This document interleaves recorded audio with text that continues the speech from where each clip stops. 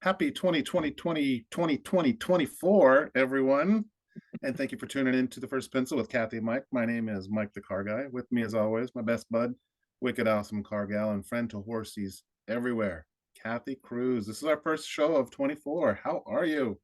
And we made it in just under the wire, January 30th. Right. We've been a bit busy.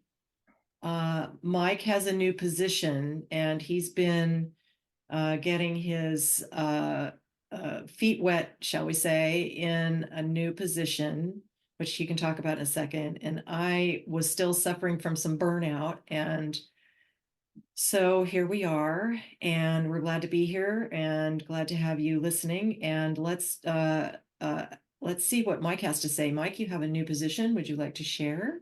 I do. Thank you so much for that. I have joined the team with a company called Update Promise.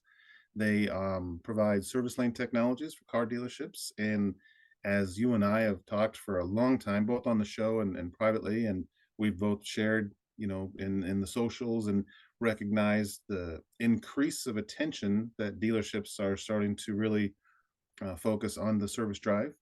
It's always been important. You and I both know that. I started as a tune-up and drivability technician in 1987. So, I've been a fan of the service drive for longer than there was social media before I could share it with the world. In working in dealerships, one of the first things that I always did when I started at a store as the general sales manager or sales manager was introduce myself to the service team because I always valued them. I always knew they were as important to the life of that store as the sales team that I was developing. So my career may have been based in primarily in sales, but I always appreciated the folks that really kept the doors open, and that's the fixed ops team. And now dealerships across the country are really starting to understand the value. And being a technician isn't just a greasy job in the back of a dealership anymore. Technicians are highly sought after, highly skilled, they're well paid, they have great schedules. It's a career field, not just a job anymore. And to be working with a company that really is trying to increase the efficiency for the folks in the service departments is really kind of fun. I'm looking forward to lots of fun things with this. Great. Sounds awesome. But I apologize for the disruption in both of our schedules. It's been many weeks since we've been on, and if you're listening in, thank you for coming back to give us a chance and see what we're having to say in 24. We will do our best to stay regular.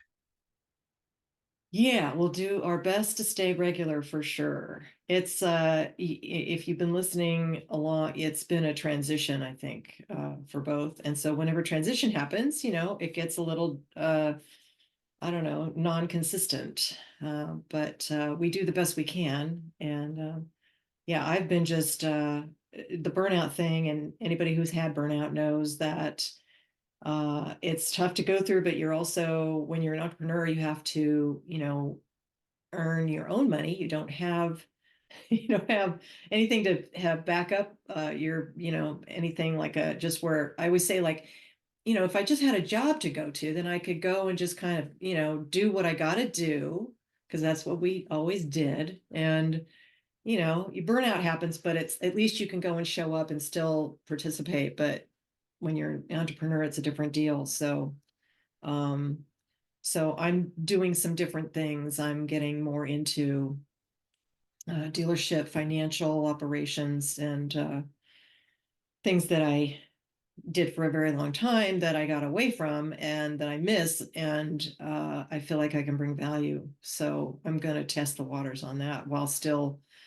I'm speaking at a conference. I want to say it's NIADA, National Independent Auto Dealer Association, about online reputation management. And then the summer camp in May, I talked to Bill Playford the other day, and probably going to talk about financials, dealership financials. Schlep my ass all the way to friggin', I don't One know. way or the other, I'm going to get there this year. Yeah. Where's it, Even if I George? got to gate crash it and just show up. I told him, I'm like, he's like, it's 3 days. I'm like, it's 5 days to those of us on the West Coast. So Yes. at least I can fly out of LAX direct to Atlanta. And then apparently it's like, between 1.5 and 2 hours from the airport. So Oh, that's nice. quite a commitment there. But Yeah, but out in the sticks. but it's not like the other conferences you go to. So it's not remotely close to any kind of conference you go to. So anyway, Yeah, the so feedback that's from last year's was really, really good. yes, for sure. Yeah. Yeah. And they hand select, they only have room for so many people, and they hand select they don't want like a bunch of vendors only. They want dealership dealership personnel. Um, and so that's kind of the beauty of having a smaller event, is that I like that idea. I know that a bigger event's going to make more money, of course, but I think the quality of the content will be better, and the participation from the people you'll be with would be better. So For sure. yeah, so we'll talk about that next time. I think they have it. If you go to dealerknows.com, might as well plug it while I'm talking about it. Right. Dealer knows, DealerKnows.com, and there's a link. I think he said there's a link in the nav, so you can just there it'll show you and I think you can sign up for it too. So And if you're following Bill or Joe, they're starting to talk about it. So yeah, yeah. Oh, good. Okay. yeah, Yeah. they put a couple posts out. And of course, this week the industry, as far as automotive, is getting ready for the NADA Mhm. conference this weekend in Las Vegas. Yeah. I think Of it's going to be course. a better attended one than Dallas. I really do. Vegas generally pulls in Yeah. a Yeah. better attendance for whatever it is, whether it's one of the smaller conferences or the big national conventions. Vegas, it's easier to get to. They do it right. There's accommodations. Why not? Just do them in Vegas. Yeah. It is the place. It's got room. It's logistically, it works every single time. It's funny because every conference that isn't in Vegas, there's always someone will come away with some kind of complaint or some kind of issue or whatever. But Vegas, you don't hear logistical issues at all, because it's just so you're going, right? I Mhm. will be working in the booth, yes. So So I'm excited to. if someone listening is going, go say hi to Mike.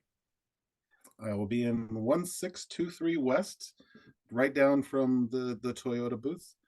Oh, We are certified as a Toyota Smart Path provider for service ah, lane technologies. So, in fact, two of our team are going to be in the Toyota booth working with Toyota dealers, showing them kind of the basics of what we do, and then driving traffic over to the booth. So, it should be a good opportunity for us. But it's always great to, in addition, the kind of it's fun, but the challenge of working at the conference is you are leashed to your little 10 by 20 space.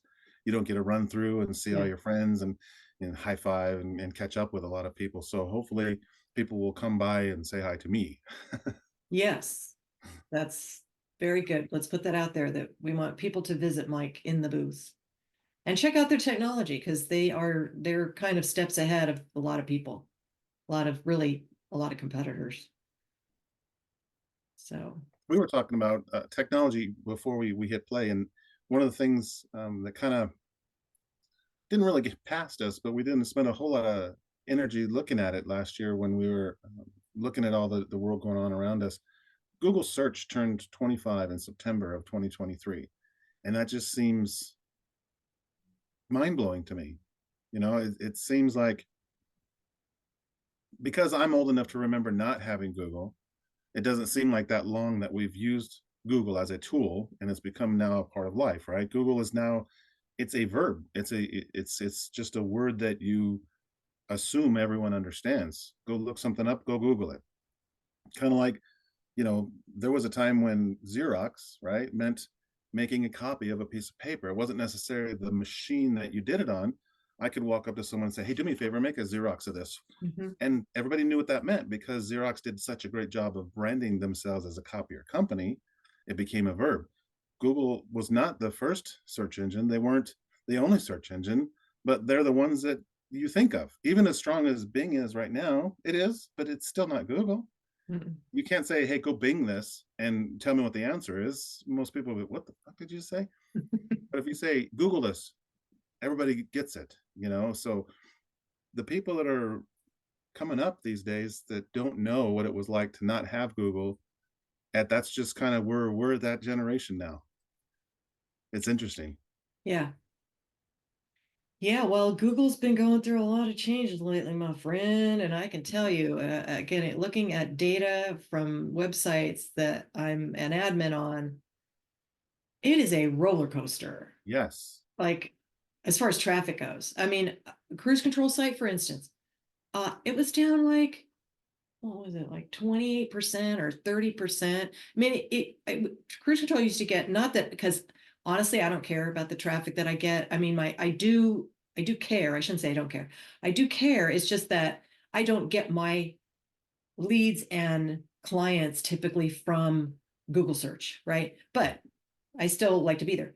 So, I mean, I would typically get like between 20 and 25,000 visits a month, and it was down to 8,000, that's no like just a small couple drop. weeks ago. And That's huge. it's nutty. And Honolulu's the same. There's a couple other websites I have, and they're all seem to be on the same trajectory. Like Honolulu's went, so right now I'm up 46% in the last 30 days. So same with Honolulu Horse But the Rescue. problem with that up 46% is it's not real. It's not, It's no, not like up 40. You're just getting close no, to what you had before this weird algorithm change yeah, dipped you so yeah. far. So, we kind of say, oh, well, I'm up, but you're not. Mm-mm. And there's a lot of chitter chatter around. There's a couple of guys that Danny Sullivan, he's the Google search liaison. That, I think that's his Twitter handle. But Barry Schwartz, he's SEO Roundtable. He has a lot to say. Cyrus Shepard. There's like some SEO people that I connect with on Threads, and there's just finally people are realizing that the Google search was turning up such nonsense and such crap. And just from my own experience too, but just trying to research some things, that's just some of the stuff you see is just terrible. Like, what? I had to like go, I actually went to ChatGPT to see if they had the answer. So um, but so there's a lot of lot of stuff going on. I don't know what they're doing. I mean, they're playing around with AI, of course, and Bard and all that, but if I was an SEO person, or if I was in charge of um, a company that relied on SEO a lot, I probably would be Pulling your upset. hair out. Yeah, Yeah, if my income was dependent on SEO right now, I would be yeah, seriously in a state of depression because and when you answer to other people for yeah, the performance of their you know websites or their anything that they're putting out digitally and you have no real answers, well, how's the traffic this month? Last month we saw a dip of about 60% in traffic. Oh my god, what do I got to do? Well, right. you don't necessarily, sometimes not telling them that they don't have to do anything isn't, because they want to spend money or they want to fix it. It's Yeah, not a fixable issue until Google figures out what's going on, and the, the numbers settle. Throwing money at it isn't necessarily good, but people don't like that as an answer because their income is tied to the performance of, people seeing their website, coming in to do business with them, buy their products, that kind of stuff. So, and if you are a professional in it, you take that personally. You're of like, oh course. shit, is there something else I can be doing? Is there something I need to change? Is there some? And Google is sure isn't sharing it with anybody. They're not saying, hey, No, we changed the algorithm, so if you want to increase your rankings, do no, this. nope. And they keep cutting out stuff. For Yeah, small businesses, if you have a Google Business profile page for a long time, you have the ability to use a Google built website. So yes, there are people that couldn't afford to go out and spend five, seven, $10,000 for a website. Google would build just kind of a rudimentary one so that you had one attached to your Google business page. And hopefully your customers didn't need to click it, right? They could get the information they wanted from Google Business, but if they wanted to click, it was there. Well, they just announce, oh, they're going away. Bye. See you yeah, later.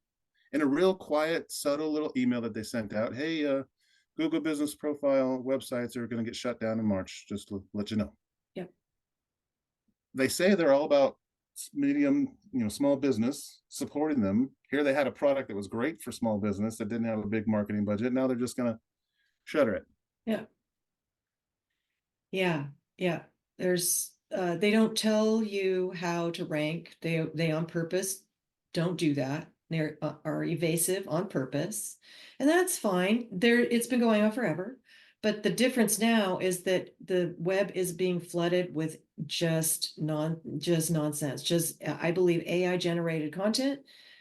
I was reading yesterday about there's apps that you can, oh my God, it's just I mean, we thought it was bad with too much content, like very low quality content. It's about to get exponentially worse. I shouldn't even say it's about to. It is exponentially worse. It's just that we're in an industry that, while there's a lot written about cars, there's not a lot written about car business. So we're lucky in that respect. But if you're anything else, if you're, any type of consumer facing business, e-commerce, you look out, man, look, because you have whoa, things I read yesterday, I don't even want to, it's scary. And if Google doesn't do something about it, I know they're trying. I know they're trying to, but just because of what I read from the people that I trust, uh, I just worry. I don't, I like, there's, I listen to Hard Fork, that's podcast with Casey Newton and Kevin Roos. Kevin Roos is a New York Times technology reporter, and has his own media company called Platformer, and they talk about AI, they talk about content, and um, they said, what's going to happen if Google isn't the number one anymore?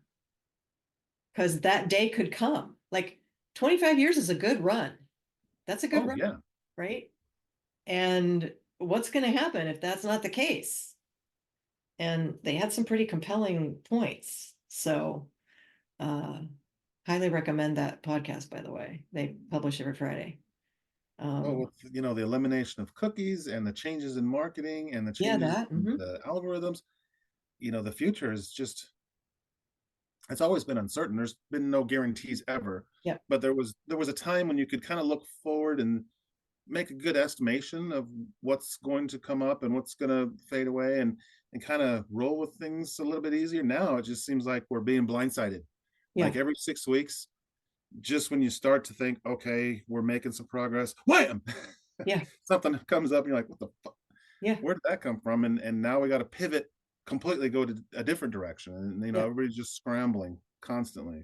Yeah. It's we're in a transition already so much with the way that the model of the car business and how auto retail is.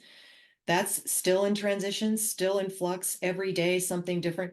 And so now we have to deal with like an upheaval at Google. Like what in the world? What's going to be? I feel like we don't have any touchstones anymore. I really do. I feel like we don't have any touchstones.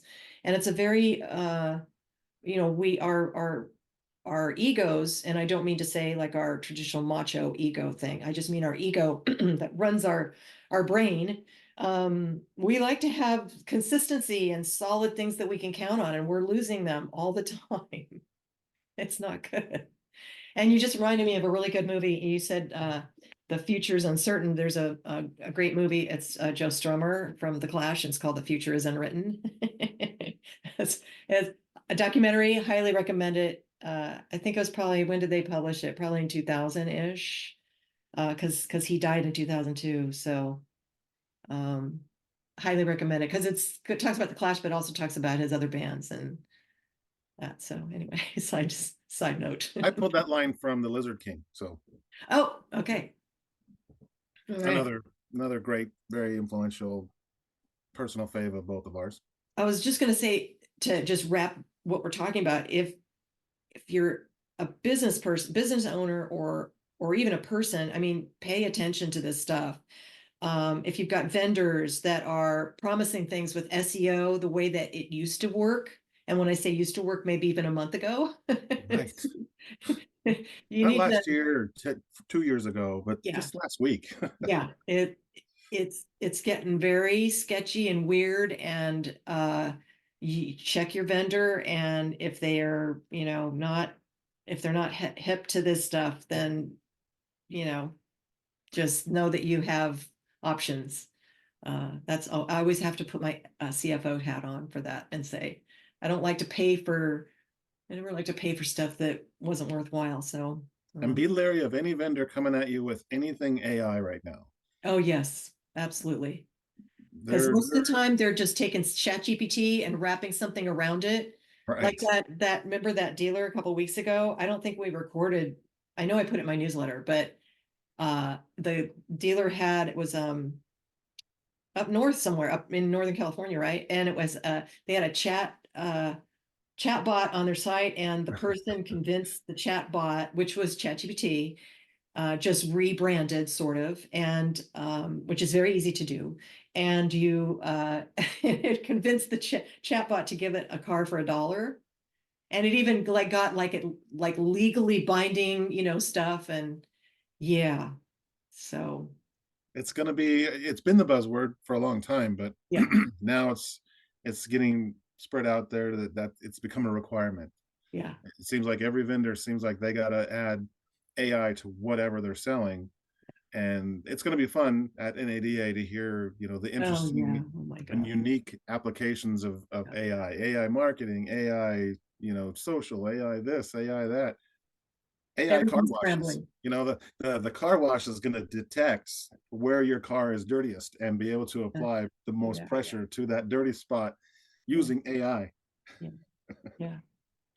The one thing that I can say, because I've been immersed in the AI situation for a little while now, is that if you're a retailer, the AI certainly is already in your chat bot on your website if you have that. But there's plenty of other places to use it. But one place that I can see it being, because I'm always thinking about the dealer, not like your DMS vendor typically thinks they own your data. So and maybe you think they do, but the reality is it's your data, your customer data, and you can leverage that and serve the customer in a better way, more personally, more um, just make the experience better for them. And the way to do that, one thing that I can mention is a loyalty program. If you're any kind of loyalty program you have going, make it as really valuable as possible, and use that data to serve the customer even better. That I think is like the key point here. And with vendors, that's not like it's not like a turnkey thing or a piece of software or anything like that. It's not something they can necessarily. They might try to make money off of it by helping you do it. That'd be awesome. But if you're not into that, just be creative about your loyalty program and set it up, and an AI can help with that. So I was explore just up at a store in Northern California recently that I thought was kind of cool. They were the service advisors have a package that they're selling in the service drive where they've bundled um, multiple services, either 3 or 5 services together for a lower cost, and they show you can buy the next 5 services for $395, and the sum total of those services would be $795. You can save $400 right now, and to increase that loyalty. So they're realizing that they're losing business not to ABC Motors across town, the other dealership, but they're losing it to Jiffy Lube, they're losing it to Walmart service centers, to the Valvoline Quick Service Centers. You and I have talked about it a couple times on our show. That's the consumer experience that people get at Jiffy Lube and Valvoline sometimes is faster, more professional, and better than the perceived experience at the dealership. So they're trying to build that return value, and then again be able to take that data, look at like deferred services, look at the time between, and that could be a great place to apply some of that AI learning and start to hit the folks with a targeted message rather than just a generic service coupon. Look at what's could be coming up that's relevant to them specifically. You could even create a subscription. So I come from Highline, so the prices that I'm used to in Highline are a little more than and although I just had lunch with my friend Lori and she told me that, let me think now. I think a 60,000 mile service at a non-Highline store is $2,300. So we're not talking cheap. So I feel like a subscription model. So what they get, let's say, for instance, I'm just riffing here. So let's say it's $100 a month subscription, but they get oil changes, they get, I mean, whatever factors into that. And a subscription brings people back no matter what, and give them a deal. Like if they sign up for a whole year, give them 2 months for free. Um, get them to stick to you and not go elsewhere. And subscriptions work like magic. So it doesn't even have to be $100 a month. It could be 50. It could be like some kind of oil change subscription where you get, I don't know, free tire for one for every three you buy, a fourth one's free or whatever. There's so many, but like I say, subscription could be. And And if you're listening to Kathy right now and you're not quite understanding the power of subscriptions, look around your neighborhood right now. If you're in any kind of suburban area, I promise you there are at least 3 car washes being built right now. Quick Quack or Duck yep. Duck Go or whatever they're called.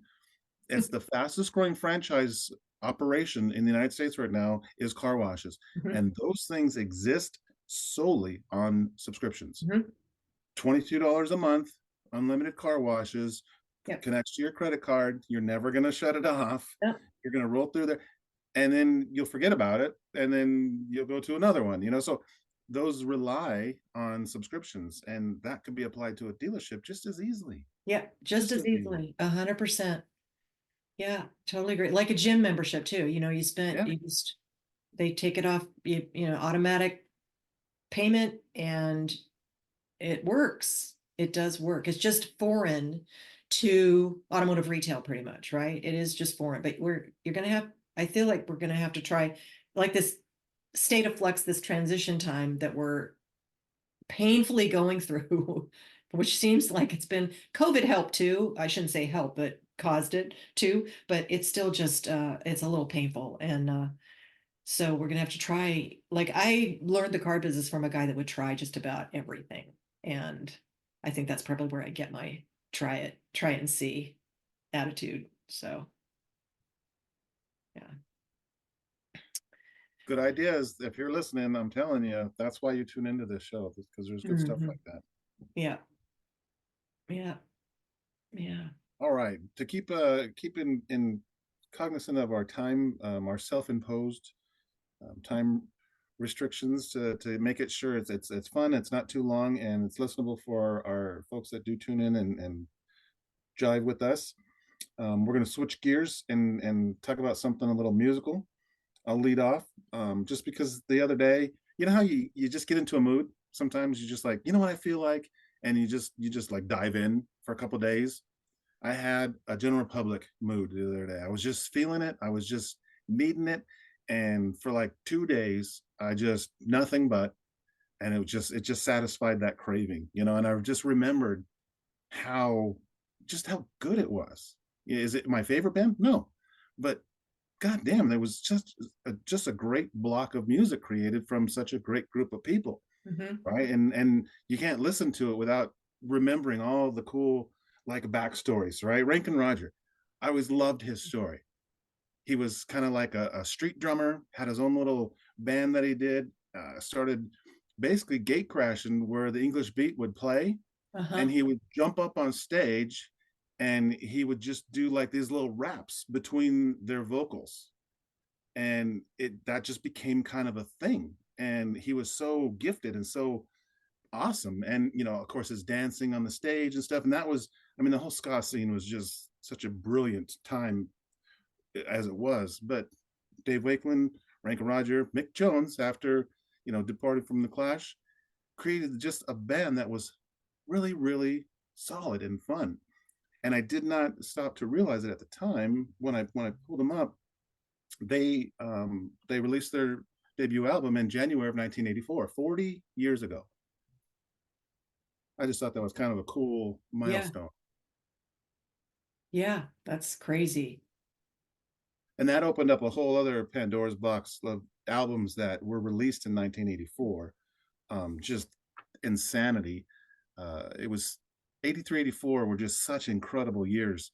The first album from the Bangles, All Over the Place, Make It Big, Wham, Agent Consent, Bronski Beat, Welcome to the Pleasure Dome, Frankie Goes to Hollywood, Unforgettable Fire from U2, like their pinnacle album. Purple Mhm. Rain from Prince came out in '84, and I that one kind of was like, are you sure? I thought that came out earlier, but '84. On the other side of my Gemini split personality, a bunch of albums that Kathy's going to cringe about, but Last in Line from Dio. Slide It In from Whitesnake, Defenders of the Faith from Judas Priest, Tooth and Nail, Doggin, Tooth and Nail, what a pinnacle album for them. Stay Hungry, Twisted Sister, incredible album. Power Slave from Iron Maiden, Love It First Sting. The Scorpions in '84 were still like worldwide dominant. I mean, '83, '84 Scorpions were everything in heavy metal. Perfect Strangers from Deep Purple, tremendous album, underrated. And Wasp by Wasp, one of my favorite albums of all time. When I'm really needing to offend people in Yeah, mass, that'll do it. I put on some Black and Lawless. I'm telling you. And I just love watching people's reaction. It's good I stuff. remember one time it was a company Christmas party, and the hotel it was at, they gave me like this suite, and so I said, everybody come over there and we'll have a drink, right? And so I'm super into the White Stripes now, but I really was then. And there was a song called Doorbell. Do you remember Doorbell by White Stripes? Let me Hmm, think. I don't think so. Yeah, it's a crazy, quirky little song, but it was very loud, and I remember people just going, "What the fuck is that?" So I'd imagine that's the reaction you're talking about. Yeah, we don't have, I think we are not in that world anymore. We're past, unfortunately, that time of great creativity, and the way that it was delivered to the listener. Now it's just become, I don't know, we don't get to like share it anymore. It's so individualized, and same thing with TV and movies. It's yeah, it's not very, I wish it was like that then. It was yeah, and just to put a finer point on general public, Dave Wakeling from the English Beat, and Dave Wakeling is very active on, I want to say, I think it's Twitter, but it might be Threads too, because he's Did taking you people realize he to. lives in San Fernando? Oh, yes, he does. Yes, he does. He's a local SoCal boy. And the reason I know that is because there is a club out there off the 101. What's it called? What's that club called that's off the 101 that's like above Calabasas? Dang it. Anyway, it's a Canyon Club. I think that's what it's called, Canyon Club. Oh, okay. And the English Beat was there a lot. And I'm like, oh, that's weird. And then I'm like, why would they come from England? And then I did a little checking. It's like, oh, because he lives right there. So but they have pretty good music there at Canyon Club. And also that's the place, if you're a Vanderpump Rules devotee, that's one of the places where Rachel and that shithead Tom Sandoval had a little tryst. So just FYI. Oh, and by the way, season premiere of Vanderpump Rules tonight. So tonight it's January 30th we're recording on. So yeah. They're coming back with more of it. Oh That was yes, all. I Oh think it's wow, either is it wow. season 11? I think it's season 11. It's either 10 or 11. Yeah. Yeah, we're starting it all back up again. And oh my gosh, I saw this morning, I saw someone recorded Ariana is on Broadway playing Roxy Hart in Chicago. No. She definitely came out of this smelling pretty good. She is, as she should, because she was totally, completely fucked over. But nonetheless, don't get me started on my trash TV, because we haven't gotten even to 90 Day Fiance yet. So, We all have our vices. so yeah, one thing I just wanted to share is there's a great documentary just got released on Netflix. It's I love about it. the recording of We Are the World. Oh, It was during the night, the after the American Music Awards in 1985. I want to say right. like in the summer, sometime July, June, July. Um, Lionel Richie uh, hosted that show, and then they were trying to figure out how to get all the stars together, and so a lot of them were going to that award show, so they just booked A&M Records Studio and they all went there and they recorded it overnight. And it's just fascinating to see. I mean, you've got Michael Jackson, you've got Diana Bruce Ross, you've got, Springsteen, oh yeah, Springsteen, Billy Joel, Tina Turner, Daryl Hall, everyone, just literally so everyone that's many. anyone. It's iconic, and they're all sort of fans of each other, and it's just fascinating to watch and see and how it all came about, and to watch the creative process too, because you've got Quincy Jones and Lionel Richie and Stevie Wonder and Michael Jackson were kind of the core of like creating the song. It's really good and worth your time on Netflix. It just got released like 2 days ago or something. So I already watched it because I had a reminder. That sounds cool, actually. I mean, Yeah. that kind of backstory and watching that interaction, because we've all seen the video, but it'd Yep. be cool to see the footage of them just, like you said, fanning on each other. It is. It's just like at the end, I won't ruin it, but Lionel Richie is just talking about the room because they've got him sitting in the room where it is. And he's like, Michael Jackson's, that's where he stood right there and sang. And that's where, Steve Perry was here. And it's just, it's so cool to see. I love behind the scenes stuff. I love Oh that. I yeah, live just, for it. yeah, yeah. So that's my recommendation for today. Make sure you drop that name into the notes so people know what to go look Oh yeah, let me see. for It's sure. not, what is it called? Hang on. The Greatest Night in Pop. So Indeed, it was. yeah, yeah. The fact that they got it done was a miracle, and it's just they were up all night pretty much. And Springsteen had been touring. He was touring the Born in the USA tour. I mean, that's you're watching like him during that time, and he's a little hoarse because he's there all night and he's trying to get his part in the song. And it's like 6 in the morning. They've been all there all night, and he's kind of scratchy, and it's just great. It's great. That's awesome. Yeah, Good find. yeah, yeah. That's why we rely on you for these excellent nuggets of awesomeness. Oh yeah, I am the documentary. I remind myself when I hear about something coming, I'm like, okay, so I use this little app called Remember the Milk. It's like a to-do list, and I just put it in there, Cool. and then I set it to remind me like when it's coming, and then yeah. So yeah. Um, Smart.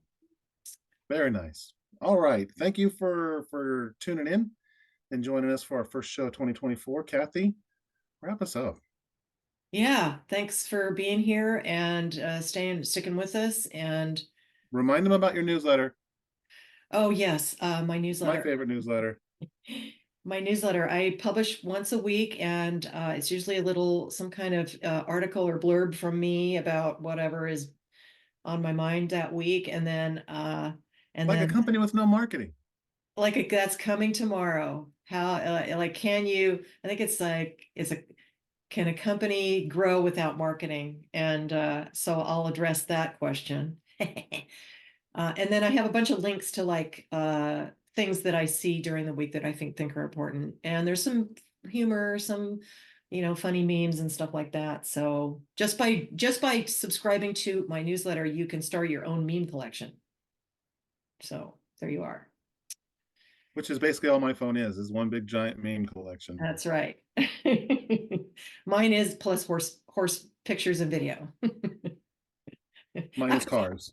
I have I noticed I flipped I like my thumb went too far on a photo I was looking at, and it said you have 8,736 photos, and I'm like easily 70% of those are horses. So um need to probably do some cleanup, but I back up all my stuff to my Google Photos app mhm. on the cloud, and I pay for additional storage. And I just got another notification that I'm like at 80% Oh. full. I got almost a terabyte of just car pictures. What they are. Pictures of my son and cars. That's pretty much it. Yeah. Oh, and my cats. There's There you that. go. But everyone has cats and dogs on theirs. So, all right. Well, that's it for us for now, and we'll see you soon. And have a good week, and or a couple weeks, depending on. Well, Mike will be at NADA. So, oh, I might start doing little snippets. We'll see. I might start doing my own little snippets, like 5 minutes long. Because during the week, I was telling Mike before we recorded, it's during the week, there's just sometimes where I need to say it instead of type it.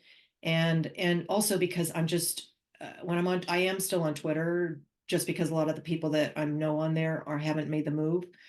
And there's so many times I want to say something, but I don't want to get attacked, and so I'm just tired, and so I don't. So I think that's driving it. But I might do a little snippet here and there on the first pencil feed. So stay tuned. Maybe I'll do Look that. forward to hearing those. All right. Well, take care and bye for now.